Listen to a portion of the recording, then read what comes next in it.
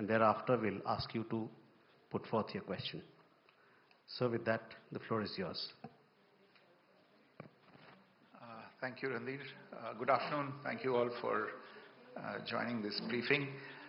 As you are all aware, the Chancellor of the Federal Republic of Germany, His Excellency Friedrich Merz, is on his first official visit to India after taking over as Chancellor. Notably, this is also his first visit to Asia after taking office last year. He arrived in Ahmedabad very early this morning, around 2 o'clock in the morning, and was warmly received at the airport by the Honorable Governor, the Honorable Chief Minister of Gujarat, and the Honorable Deputy Chief Minister. The Chancellor is accompanied by a high-powered official delegation as well as a large business delegation, which reflects the importance that both sides place on the trade, business and investment side of the relationship. The timing of this visit is also particularly significant. It's taking place in the Silver Jubilee year, 25 years after the establishment of the strategic partnership between India and Germany. And it is also taking place in the Platinum Jubilee year, the 75th year after the establishment of diplomatic relations between India and the Federal Republic of Germany. And the visit, therefore, provides an opportunity to take stock of this very rich, very important partnership, and more importantly, to set an ambitious agenda and target for the future.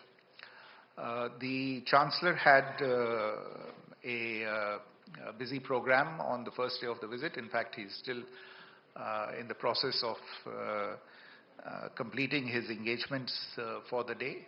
This morning, he was welcomed by Honorable Prime Minister Shri Narendra Modi at Sabarmati Ashram.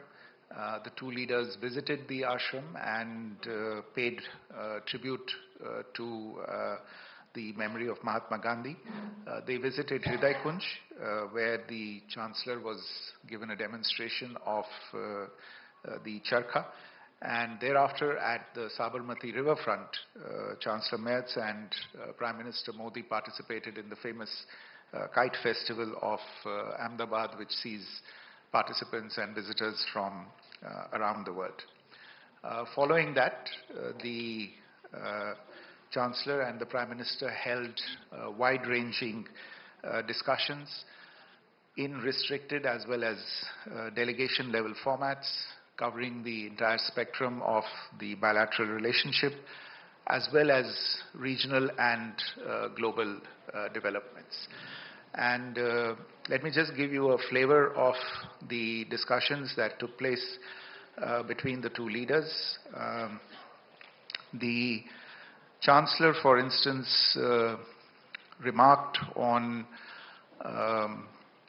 the changing world order, the instability that global order is facing, and why in this context it is ever more important for India and Germany to take their relationship to a new level and to do more, to do much more, in fact, in his words. And in this context, he laid particular emphasis on Germany's very strong support for the early conclusion of the India-EU FTA. As you are all aware, in another fortnight's time, the EC President and the European Council President both will be visiting New Delhi, where we hope to take these discussions forward towards a favorable conclusion. Chancellor Merz also emphasized repeatedly the strategic approach that Germany was bringing to its relationship with India, that it regarded the relationship with India as an asset in these uncertain times. And in particular, again, there was a considerable amount of discussion on the defense side of the relationship, which is seeing good and very promising progress. One of the things that has been a high point in the relationship in recent years is the people-to-people relationship. The growing Indian expatriate community in Germany, including students. There are today nearly 60,000 students in Germany and nearly 300,000 people of Indian origin in Germany, a number that has grown quite significantly in just the last half a dozen years or so. And it was heartening to hear Chancellor Merz extend a hearty welcome to this expatriate community, to Indian students, to skilled workers from India, given the fact that they complement the needs that German society, German business and the German economy have at this point in time. And this is now important enough for the German authorities to consider putting dedicated institutional arrangements in place to look at issues related to the community. As you are aware, the two leaders also addressed the CEO's forum after their talks, and there too, again, the Chancellor emphasized that it was not a coincidence that India was his first destination in Asia after taking over as Chancellor. He referred to the fact that India and Germany share a relationship of long-standing trust, of political principles and democratic institutions, and that in these times it was particularly important to strengthen resilience, to protect our respective economic bases, especially against dangerous one-sided dependency on external actors. And therefore, it was important to diversify our supply chains, increase the linkages that we have between our trade, business and investment communities, and testimony of that was the very strong business delegation that was accompanying him. In his remarks, Prime Minister Shri Narendra Modi pointed to the strong growth that had taken place in trade between India and Germany, which has now crossed nearly $51 billion. And that represents a quarter of all of India's trade with the European Union. And the Honorable Prime Minister emphasized on the need to draw up a vision for taking this development forward. He also referred to the trend that we are seeing in terms of control and weaponization of technologies, and therefore the need for India and Germany to cooperate in this regard. And therefore some of the agreements that are being or that were signed during this visit and announced during this visit, such as those related to semiconductors, to critical minerals, etc., were also referred to by the Prime Minister. Special mention was also made by the Prime Minister of the flagship India-Germany Cooperation Program, the Green and Sustainable Development Program, under which Germany extends assistance to green energy infrastructure programs in India. And I should say that two of those programs are in this state itself, in the form of the assistance that has been extended to the Ahmedabad Metro and to the Surat Metro project. In addition, the Prime Minister also welcomed the ongoing cooperation between India and Germany on green hydrogen, as well as the agreement that was signed, again announced during this visit, on the offtake of green ammonia from an Indian company by a German company.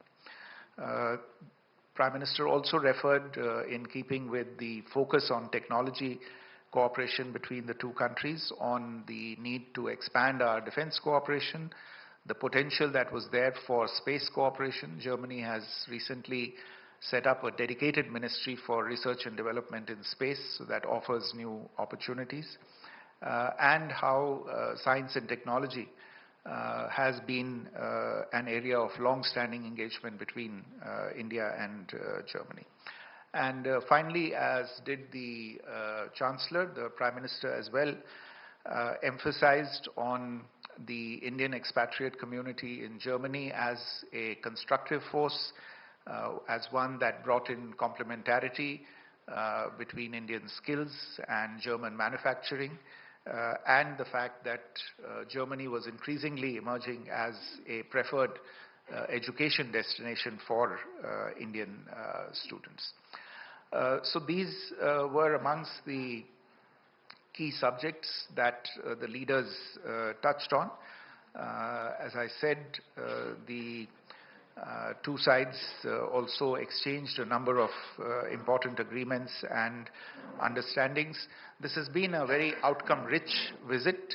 19 MOUs were signed and exchanged during this visit, and a further 8 announcements related to different areas and understandings were made. So total of about 27 outcomes during this very, very short visit that is taking place. A list of these announcements, these agreements and undertakings will be available on our website very soon after this briefing, together with the joint statement that has also been released by the two sides on the occasion of this visit. The Chancellor is currently visiting the world-famous Adlej Stepwell in Ahmedabad, and he will tomorrow travel to Bengaluru, where he will visit the premises of the German company Bosch and the Center for Nanoscience and Engineering at the Indian Institute of Science in Bengaluru. Again, these engagements highlight the strong technology, innovation and industry linkages between the two countries. I'll just refer briefly to some of the key outcomes of the visit. I won't go through all of them. As I said, there are about 27 elements in this, but mainly I would refer and highlight the joint declaration of intent for the India-Germany CEOs Forum and the holding of the CEOs Forum meeting. There were understandings adopted in the areas of semiconductors, critical minerals, telecommunications, artificial intelligence, and the digital domain. The two sides also launched a new bilateral R&D program in bioeconomy and concluded an MOU in traditional medicine between the All India Institute of Ayurveda and Sharita University.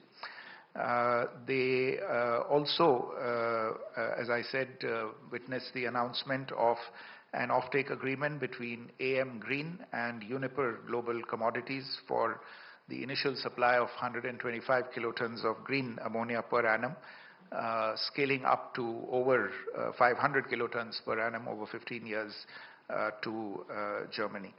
The two leaders have also announced their intention to develop a defense industrial cooperation roadmap, and insofar as the key area of mobility, education and skilling is concerned, in this too there are some important understandings that were reached, notably the adoption of the higher education roadmap.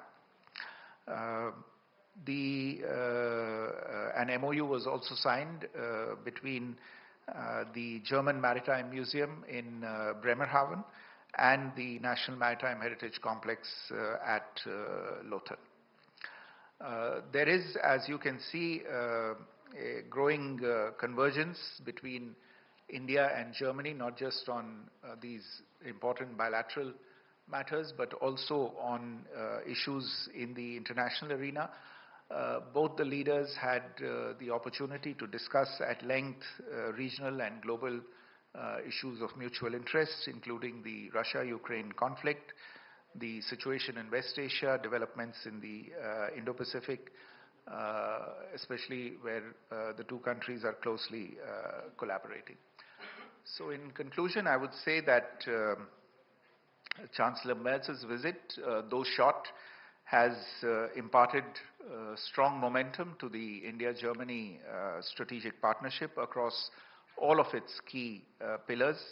As Prime Minister Modi noted, in an uncertain global environment, both India and Germany value reliable and trusted partnerships, and we are sure that the outcomes of this visit would reinforce the depth, ambition, and long-term vision of our partnership for shared prosperity and stability.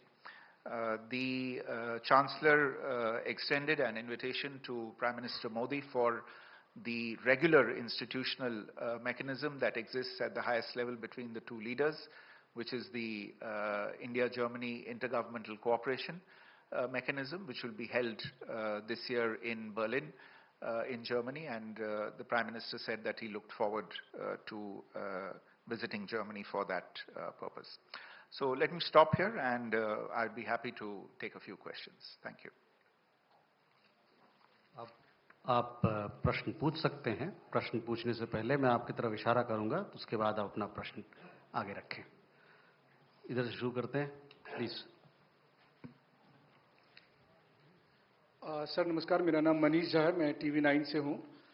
अभी आपने भी बताया कि दोनों leader ने global issues पर discuss किया है, और प्राइम मिनिस्टर ने भी यूक्रेन और गजा की बात कही थी, जर्मन चांसलर ने ईरान के बारे में कहा. तो अगर आप बता सकें कि ईरान और ग्रीनलैंड को लेकर दोनों लीडर के बीच में क्या बातचीत हुई, कितना कुछ आप उस पर शेयर कर सकते हैं. और जो दूसरा कि आपने भी बताया कि डिफेंस कॉर्पोरेशन को लेकर दोनों देशों में MOU भी हुए हैं, काफ़ी अंडरस्टैंडिंग भी हुई है. तो थोड़ा अगर आप उसका डिटेल दे सकें कि क्या सबमरीन को लेकर दोनों देशों में सहमति बन गई है ज्वाइंट प्रोडक्शन को लेकर. Thank you. Please Pranay. Foreign secretary Pranay Upadhyay, India Today Aaj Tak से. बेबी अरीहा का मामला बहुत समय से भारत और जर्मनी के बीच में चर्चा में चल रहा है, तो अगर आप बता सकें क्या प्रधानमंत्री ने इस मुद्दे को जर्मन चांसलर के साथ उठाया था और उस पर क्या आश्वासन मिल पाया है. और इसके अलावा माइग्रेशन और मोबिलिटी एग्रीमेंट को लेकर क्या नेक्स्ट फेज को लेकर कोई चर्चा हुई है, जिसमें हम जो वीज़ाज हैं उसको और कैसे लिबरल कर सकते हैं और क्या चीज़ें इंश्योर की जा सकती हैं ताकि भारतीय प्रोफेशनल लीगल तरीके से जर्मनी और जा सकें. Aditya. Foreign Secretary Aditya Raj Kaul from NDTV. I want to ask about Chancellor Merz's statement about the security policy and the defense production. He says that this needs to increase between India and Germany, but he also said that this is to decrease the dependence of India on Russia. How do you react to that statement, and particularly on the submarine that perhaps is being clinched very soon between India and Germany? Secondly, on the visa issue, the free transit facility that has been announced, this clearly means that the travelers will be obviously inside the airport and cannot exit, but this is coming as a big relief. So how beneficial will this be for the Indian travelers? Thank you very much. You have a question there? Sir, हम appreciate करते हैं कि भारत के जो व्यापारी हैं trade के बारे में आप इतना इनिशिएटिव ले रहे हैं.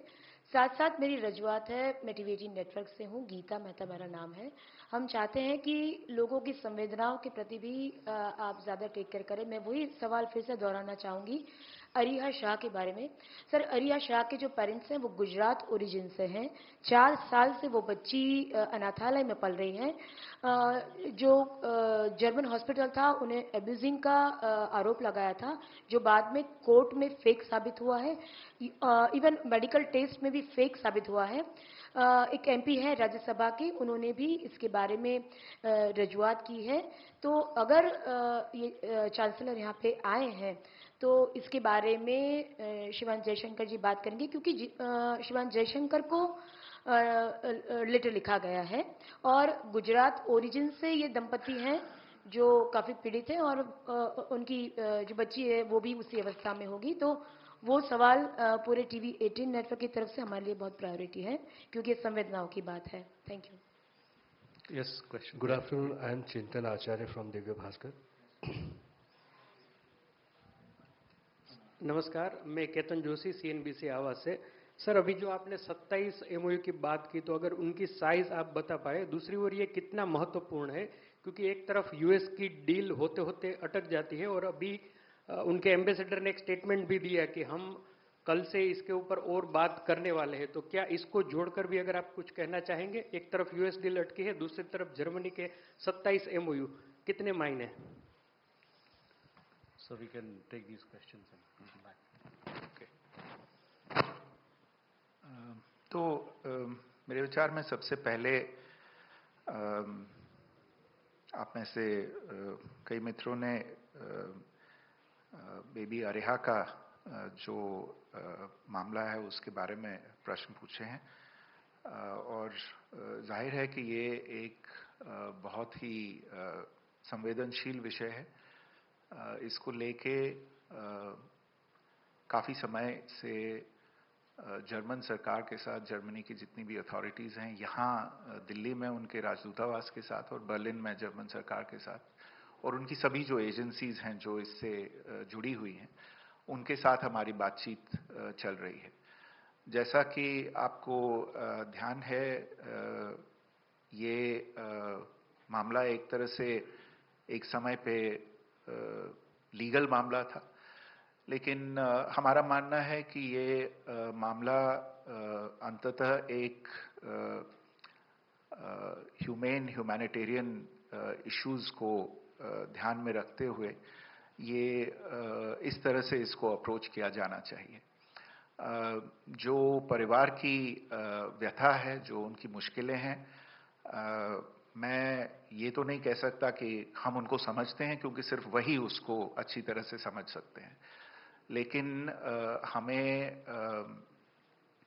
पूरी जानकारी है इसके बारे में, और हर समय पे जितना हमसे बन पड़ रहा है हम उनकी मदद करने की कोशिश कर रहे हैं। ये भी कोशिश कर रहे हैं कि बेबी अरिहा को जितनी उसकी परवरिश एक तरह से एक भारतीय माहौल में हो सके, चाहे वो भारतीय लोगों के साथ उठना बैठना हो, भारतीय त्योहार जो वहाँ जर्मनी में मनाए जा रहे हों वहाँ पे वो आके उनमें भाग ले सके, और उसे हिंदी सीखने का इंतज़ाम करना, इन सभी चीज़ों पे हमारी कोशिश चल रही है। कुछ और चीज़ों को लेके भी अभी हाल ही में हमने कोशिश की है। मैं अभी इस समय पे उसमें ज़्यादा डिटेल में नहीं जाना चाहता, लेकिन आप सबको ये आश्वासन देना चाहता हूँ कि हम जर्मन सरकार के साथ प्रतिबद्ध हैं इसको पूरी तरह से, और हर स्टेज पे इसके बारे में बात करने का। और हाँ, प्रधानमंत्री जी ने भी इसके बारे में चांसलर मर्ज से इस चीज़ का जिक्र किया, तो हम इसके साथ इस इशू को लेके जर्मन सरकार के साथ इसको फॉलो अप करते रहेंगे, और हमेशा हर कदम पे हम परिवार के साथ रहेंगे। ये आप मान के चलिए कि हम इस इशू को, जो हमारे बाकी इश्यूज हैं, बाकी मुद्दे हैं जो जर्मनी के साथ हमारे रिश्ते हैं, उनसे अलग हट के नहीं देखते। ये इसकी भी उतनी ही प्रायोरिटी है जितनी बाकी इश्यूज की प्रायोरिटी है। और मेरे साथ मेरे साथी बैठे हुए हैं, एडिशनल सेक्रेटरी यूरोप, जो काफ़ी फ्रीक्वेंटली इनकी परिवार से बात होती है, और जब भी उनका यहाँ पे आना होता है उनसे मुलाकात होती है, और जो कुछ हम कर सकते हैं हम अपनी तरफ से करने की कोशिश कर रहे हैं, और आपको समय समय पे हम अपडेट करते रहेंगे इसके बारे में।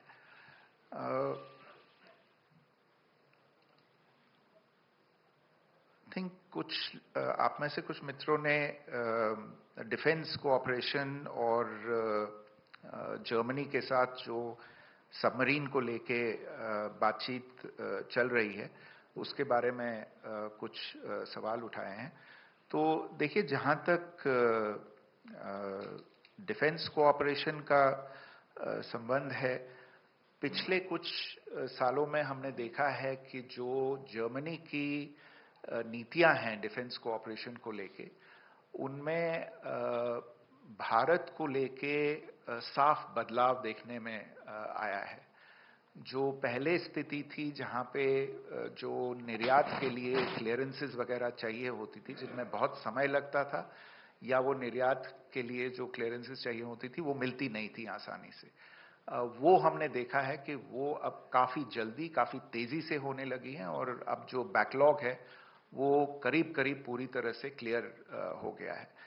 और एक तरह से आपने सबमरीन को लेके जो सवाल उठाया, I think Aditya, you had also raise this point about the submarine deal. As you are probably aware, there are technical, financial, commercial discussions that are involved in a deal of this kind.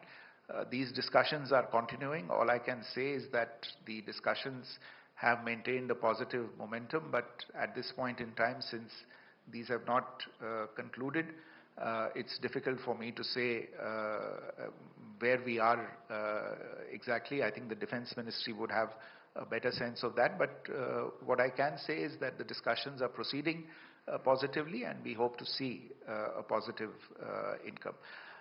outcome. You also mentioned about the security policy related remarks that the German Chancellor had made, and some other related remarks on the decrease in our sourcing from other sources. I think insofar as the security policy aspect is concerned, he was pointing to what I was talking about earlier, which is the change in the approach that Germany has taken with regard to defense and security policy insofar as India is concerned. But look, our approach on defense sourcing is driven entirely by our national interests. There are a lot of factors involved in that, and it is certainly not ideological. It is entirely driven by our interests. So I would not say that sourcing from one is linked to sourcing from the other.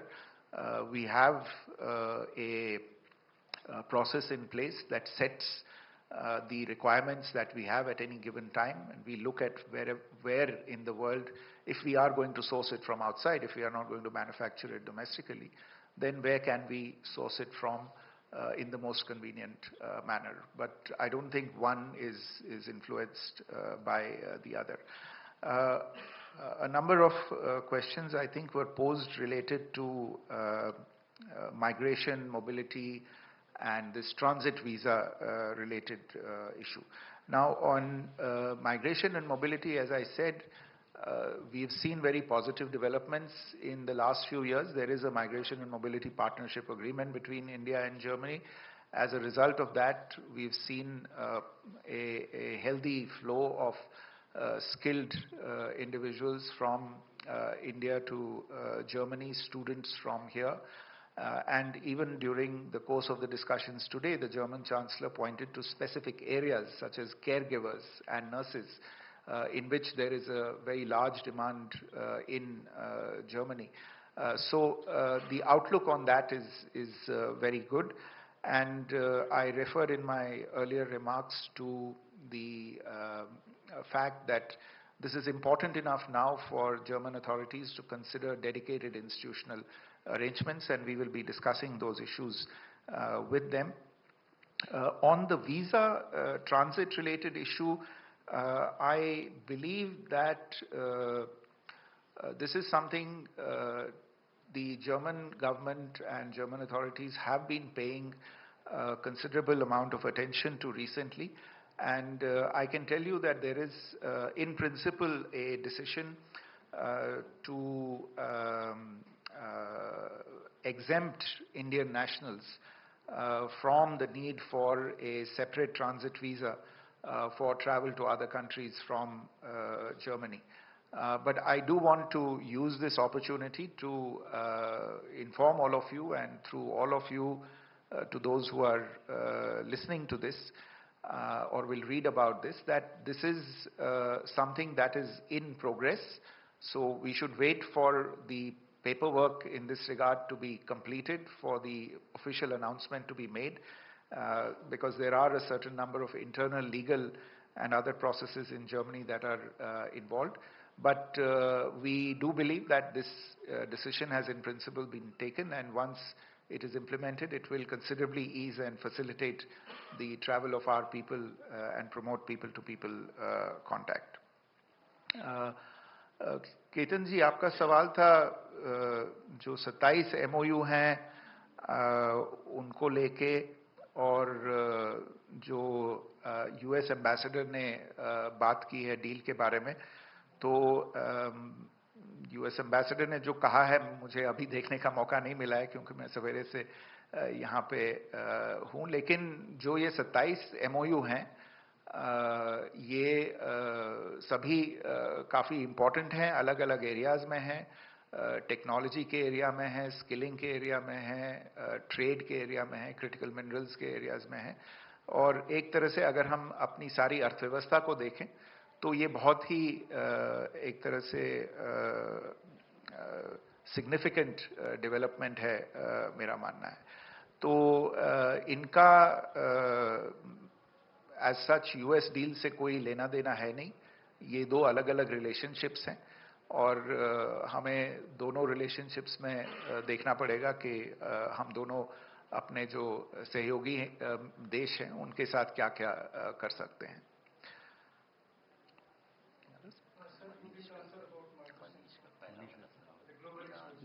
हाँ, look, on Iran and Greenland, these are, I mean, I won't be able to go into the details of what the two leaders discussed, but insofar as the situation in Iran is concerned, I mean, it's a country that we have a very close relationship with, so we are watching the developments that are taking place there, the disturbances that one can see on the streets over there.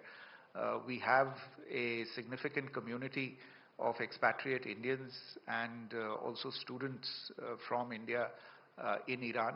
Our embassy, despite the restrictions that are in place on information, etc., has been able to reach out to the student community and has managed to find out that they are all good, they are doing well, and they have not faced any difficulties thus far. We have advised all of our compatriots there to rest in place, to not venture out or find themselves in the middle of the disturbances that are going on, and we continue to watch the situation very, very carefully.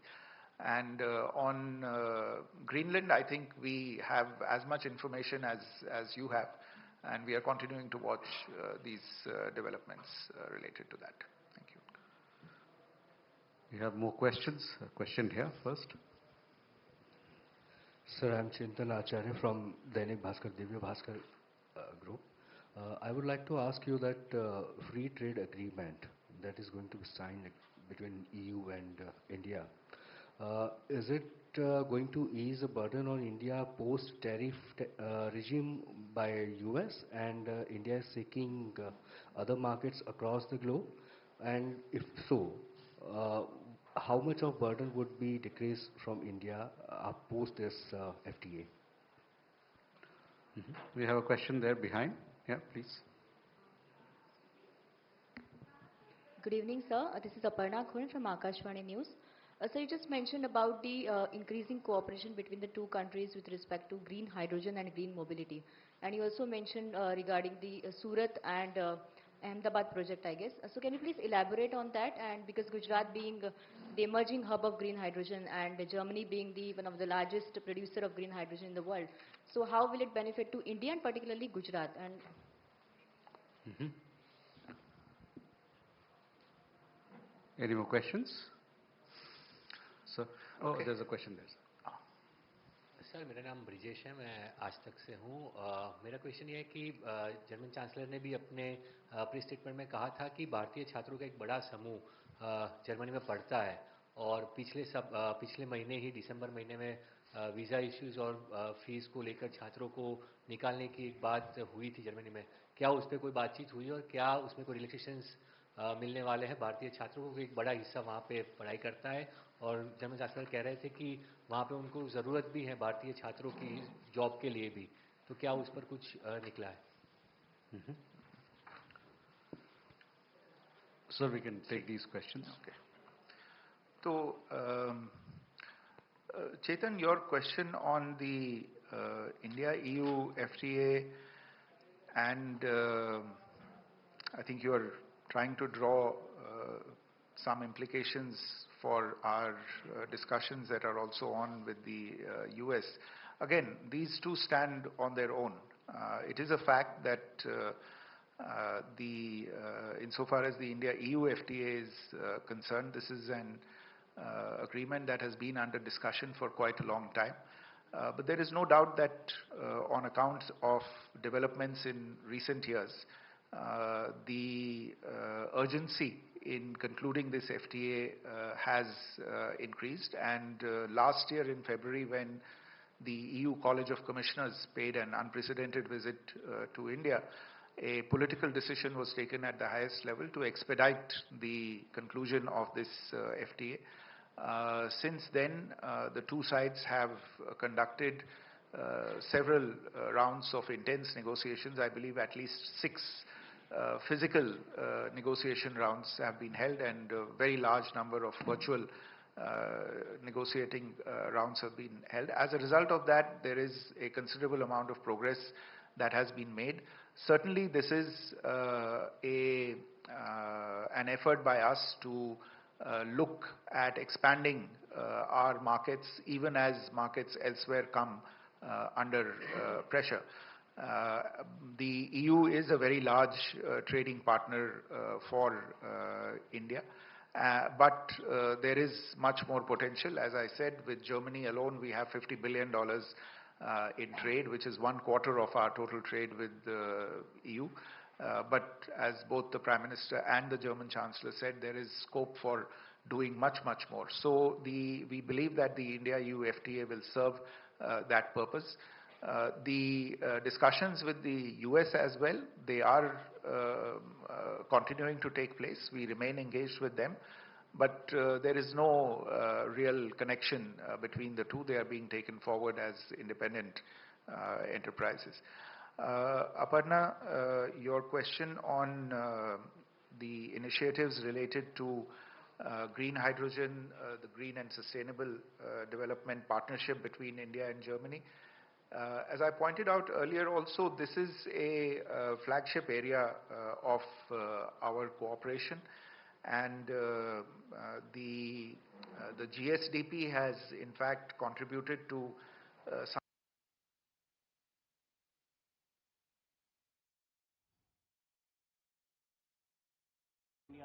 Super 750 and a test event of sorts for the World Championships coming this year. How excited are you for this event? Really excited to be especially in the areas of sustainable urban development and green mobility. I mentioned the Surat and Ahmedabad metro rail projects, but the GSDP has contributed also to the Bangalore metro project, to the National Green Hydrogen Mission, and to the PM e-bus Seva scheme. In addition to sustainable climate infrastructure projects in Tamil Nadu and West Bengal. There is work going on battery storage projects with the support of this through the support of this partnership, and the India-Germany Reinvest platform, which focuses on wind, solar and other renewable energy technologies, was also launched in Gujarat in September 2024. And I referred also to the launch of the Global Capability Center by a German company, Infineon, in Gift City. So this is an area where there is a considerable amount of potential, And just to add that during this visit, the Petroleum and Natural Gas Regulatory Board has signed an MOU with the German Technical and Scientific Association for Gas and Water Industries to facilitate knowledge sharing and technical cooperation for developing hydrogen regulation and standards in India. And a number of companies from both sides are seeking to collaborate for export of green hydrogen and its derivatives from India to Germany. Brijesh, आपका जो प्रश्न था students को लेके, देखिए ये जो समस्या आई थी, इसमें एक जर्मनी में एक प्राइवेट यूनिवर्सिटी है जो हाइब्रिड कोर्सेज ऑफर कर रही थी. तो स्टूडेंट्स यहाँ से गए और वहाँ पहुँच के ये पता चला कि ये जो कोर्सेज हैं ये एक तरह से सिर्फ डिस्टेंस ऑनलाइन प्रोग्राम है. मतलब फिजिकल एजुकेशन वहाँ पे फिजिकल क्लासेस नहीं हो रही हैं, सारा डिजिटल प्लेटफॉर्म है. तो अगर डिजिटल प्लेटफॉर्म है तो उसके चलते जो स्टूडेंट्स की वहाँ पे डिमांड थी वीज़ा एक्सटेंशन की, उसको लेके कुछ सवाल उठे. तो जर्मन अथॉरिटीज़ ने उसको एग्जामिन करना चाहा, पर चूंकि कोई आवश्यकता नहीं थी स्टूडेंट्स के वहाँ पे होने की इस प्रोग्राम में भाग लेने के लिए, क्योंकि ये डिस्टेंस लर्निंग प्रोग्राम है जो वो भारत से भी कर सकते थे, तो वीज़ाज को रिवोक करके उनको डिपोर्टेशन ऑर्डर्स दिए गए. कई स्टूडेंट्स ऐसे थे जिनको डिपोर्टेशन ऑर्डर्स मिले जिन्होंने अपना कोर्स पूरा कर लिया था, तो उनको वैसे भी वापस आना था. लेकिन जो बाकी स्टूडेंट्स हैं उनके लिए जो भी मुश्किल हो रही है, उस सिलसिले में हम जर्मन अथॉरिटीज़ के साथ हमारी बातचीत चल रही है और हम वहाँ पे उनकी मदद करने की कोशिश करेंगे.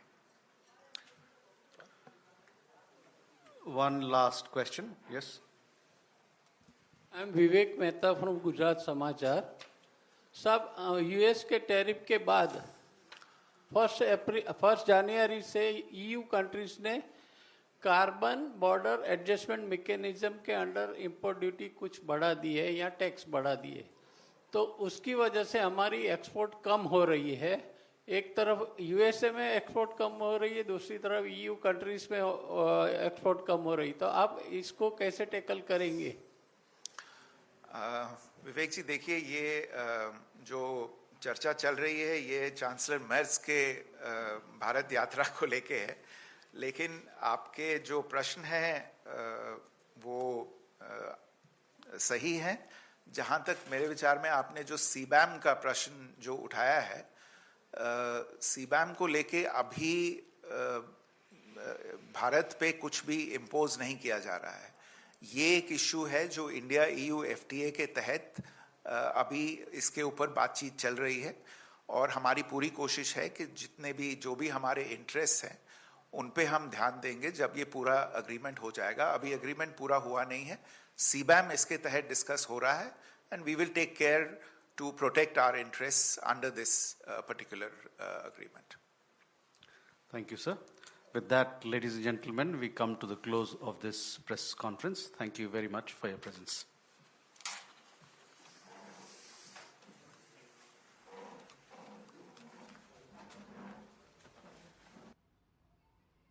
अहमदाबाद से विदेश मंत्रालय की प्रेस